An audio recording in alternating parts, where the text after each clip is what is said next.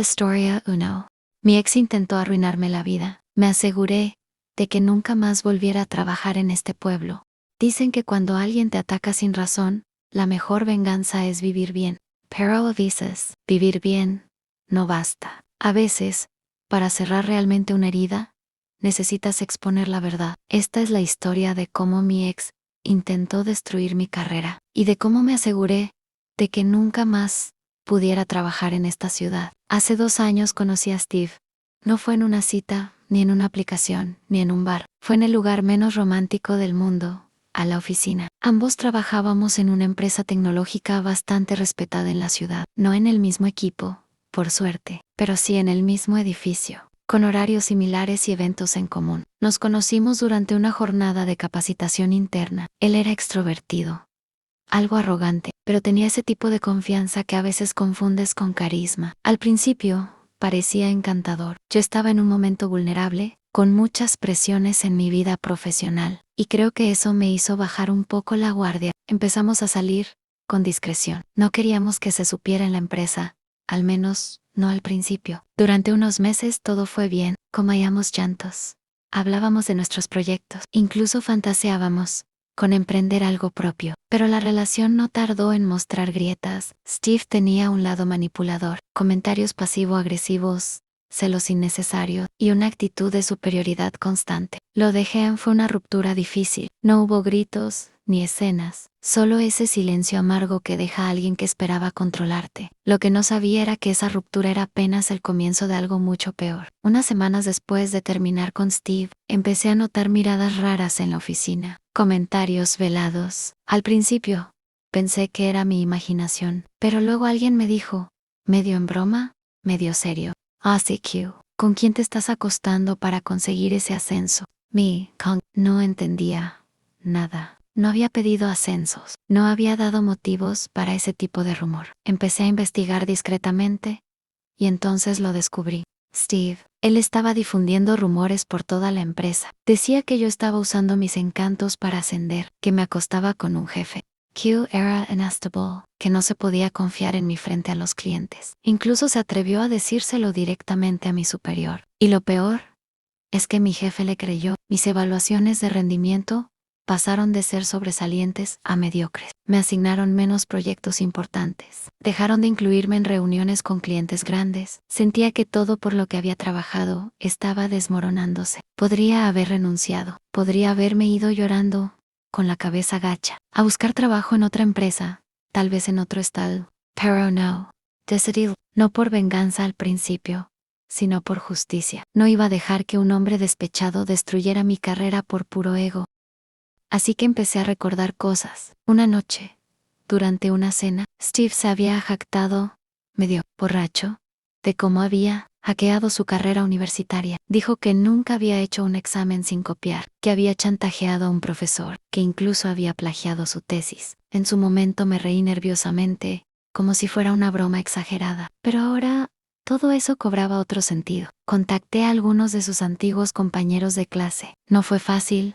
Tuve que ser discreta, pero con un poco de insistencia y contexto, uno de ellos decidió hablar. Y no solo hablar, me envió capturas de pantalla de un antiguo grupo de chat, donde Steve presumía de todo. Allí estaban, en blanco y negro. Plagié mi tesis. Le dije al profesor que si no me pasaba, le filtraría unos correos que tengo. En esta vida, o pizzas, o te pizzan. Tenía pruebas. No solo eso, tenía correos, mensajes de voz, incluso algunas grabaciones que conservaba donde Steve hablaba de lo que había hecho. Llevé toda la evidencia al departamento de recursos humanos de nuestra empresa. No lo hice con alegría, ni buscando hacerme la víctima. Simplemente presenté los hechos. Les mostré todo, los chats, los correos, las grabaciones. Les dije que no solo había saboteado mi imagen profesional, sino que además estaba cometiendo una falta grave de ética profesional y académica. Pero no me detuve. Descubrí que Steve estaba solicitando trabajo en varias de las grandes empresas tecnológicas de la ciudad, algunas incluso competidoras directas. Así que, de forma anónima, mandé la misma documentación a sus departamentos de recursos humanos. Lo hice sin odio, pero con firmeza. Sabía que no podía seguir esparciendo su veneno en otro lugar. También se lo envié a algunos de sus clientes actuales, empresas grandes, tan importantes, que no podían permitirse trabajar con alguien con ese historial. En una semana, todo se vino abajo para Steve. Fue despedido. Sus clientes lo abandonaron y su nombre quedó arruinado en toda la industria tecnológica local. No había vuelta atrás. Ya no se trataba de una disputa entre ex. Era un caso claro de alguien que había intentado destruir a otra persona y se encontró con la verdad, golpeándole en la cara. Lo último que supe de él es que tuvo que mudarse a otro estado para encontrar trabajo. Y aún así, en los círculos tecnológicos,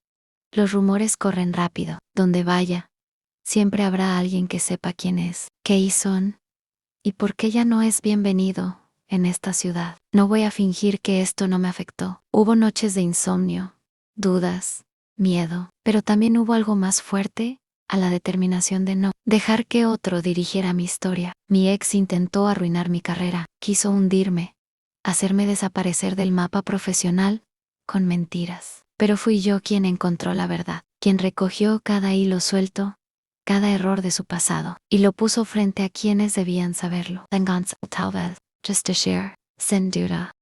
Hoy sigo trabajando en lo que me gusta, con la cabeza en alto, y él aprendió que jugar con la reputación de otros tiene consecuencias. Gracias por escuchar mi historia. Si alguna vez sientes que alguien quiere destruir lo que eres, recuerda, no hay mejor defensa que la verdad, y no hay castigo más justo que la caída de quien se creyó intocable.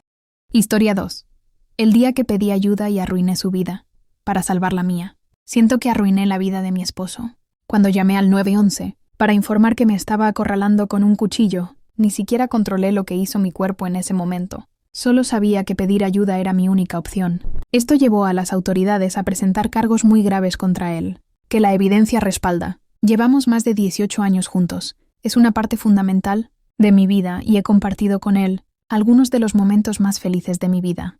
Me ha llevado a lugares hermosos que jamás soñaría conocer. Con solo ver una publicación de Facebook de una playa a la que me llevó, recuerdo sentirme tan feliz y en el cielo. Gracias por traerme a Hawái. Y tan lejos como Australia, nunca pensé que alguien que creció en la pobreza en un pueblo pequeño en medio de la nada llegaría tan lejos. Realmente me trajiste algunos de los mejores recuerdos de mi vida. Recuerdos que nunca recuperaré ni reemplazaré, y probablemente nunca volveré a vivir. Cuando fui a la comisaría a declarar, recuerdo que pensé que no quería esto para él ni que presentar. Cargos para arruinarle la vida. La policía me dijo que no tenía otra opción. De todas formas, lo iban a hacer por mí. Pensé que mentían. Les pregunté directamente si mentían. No mentían. Cuando lo lastimé, nos lastimé a ambos. Me di cuenta de que no estaba contenta con nuestra situación y quería mudarme para estar más cerca de mi familia y llevar una vida más sencilla. Quería venderlo todo e irme de la ciudad. En ese momento, amenazó con divorciarse varias veces.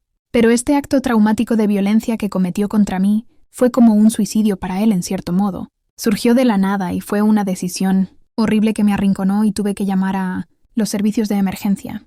Ahora, de alguna manera, conseguí lo que quería: vender y seguir adelante. No puedo vivir en la casa donde ocurrió este crimen. Todavía hay marcas de puñaladas en la puerta, donde me encerré para intentar escapar de él. En cierto modo siento que se sacrificó por mí. Es una sensación abrumadora, pero el abuso que sufrí se sintió como amor. Lo veo como él arruinó su vida para que yo pudiera ser libre. Me encogí de hombros sin control hasta que empecé a sentir calambres en el estómago porque me di cuenta de que a veces quería lo mejor para mí. Quería que fuera feliz en nuestro matrimonio, y yo nunca quise llegar a este punto en el que se enfrentara a graves delitos violentos. Es tanto que procesar, estoy loca. Casi todos los días me siento mal y no he dormido ni comido. Al releer esto me dan ganas de vomitar.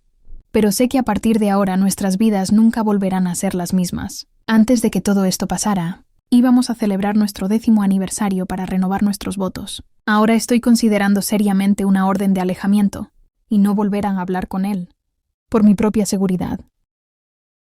No tengo a quién llamar.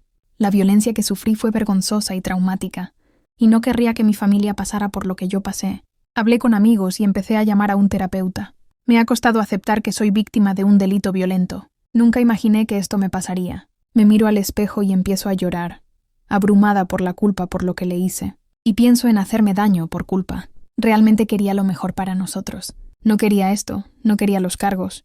Es como si mi esposo hubiera muerto por mí, para que yo pudiera ser feliz. Comentario 1. No le hiciste esto. Él eligió esto por sí mismo. Hagas lo que hagas.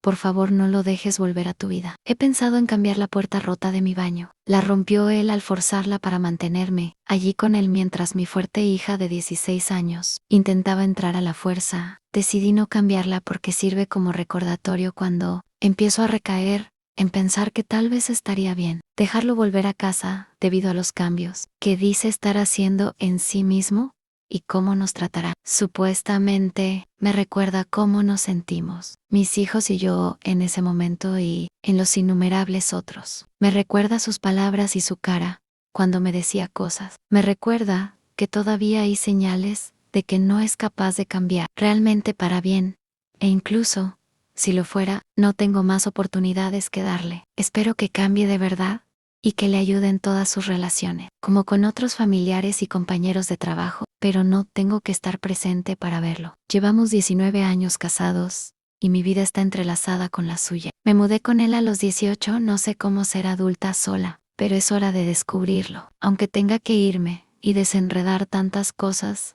que hacen que mi vida sea buena, sin que él sea su protagonista. Por fin, me siento liberada. Espero que tú también puedas. Comentario 2. Por favor, busque un terapeuta con experiencia en violencia doméstica, vínculos traumáticos y TPT complejo. No voy a entrar en detalles sobre el abuso, las amenazas, etcétera, que he sufrido. Desafortunadamente, a través de algunas parejas, mi primera fue horrible.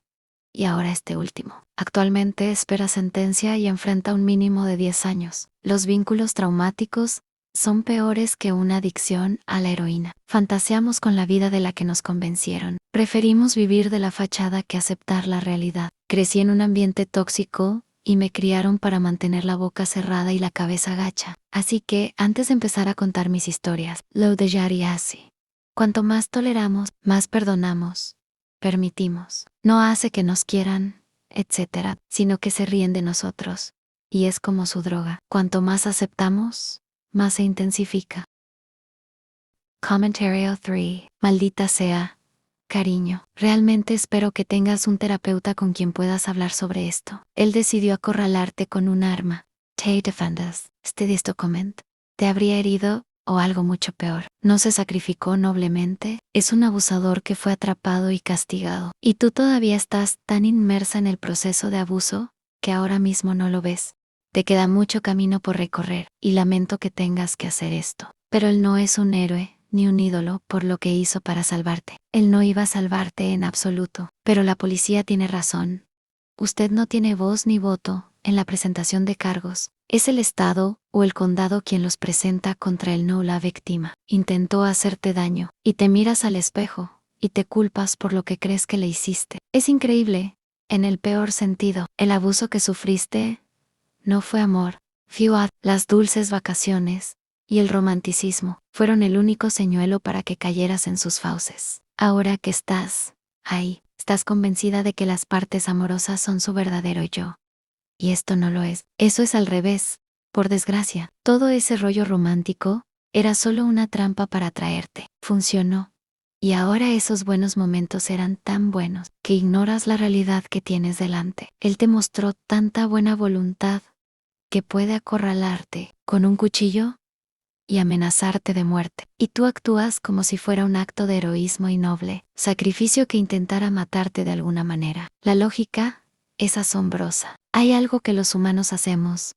Ansí alguien nos trató bien. Nos resistimos a pensar mal de esa persona después. Cuanto mejor nos trataron, más nos benefició personalmente de su trato, y más dispuestos estamos a tolerar que empiecen a dejar de lado su comportamiento. Lo he visto una y otra vez, y los abusadores básicamente se aprovechan al máximo de esto. Te bombardean con amor y te cortejan con tanta eficacia que estás desesperada por recuperarlo, porque fue tan bueno, incluso perfecto, pero ese no es su verdadero yo. Es una herramienta que usan para controlarte. Mira lo efectivo que es. Él intentó hacerte daño, y tú lo estás defendiendo y culpándote por ello. Él tomó la decisión, no tú. Fue su decisión. Quería lastimarte. No te ama. No es noble ni heroico.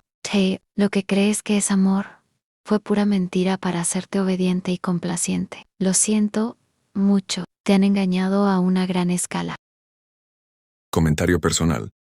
Cuando alguien que amamos nos lastima, la confusión entre el amor y el abuso puede cegarnos. Pero pedir ayuda no es traicionar a nadie, es salvarte. Nadie merece vivir con miedo.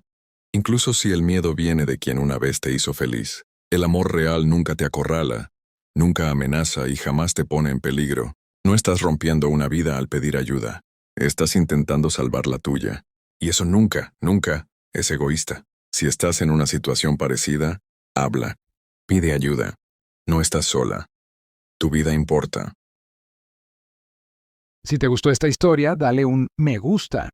Muchas gracias por llegar hasta el final. Nos vemos en un próximo video.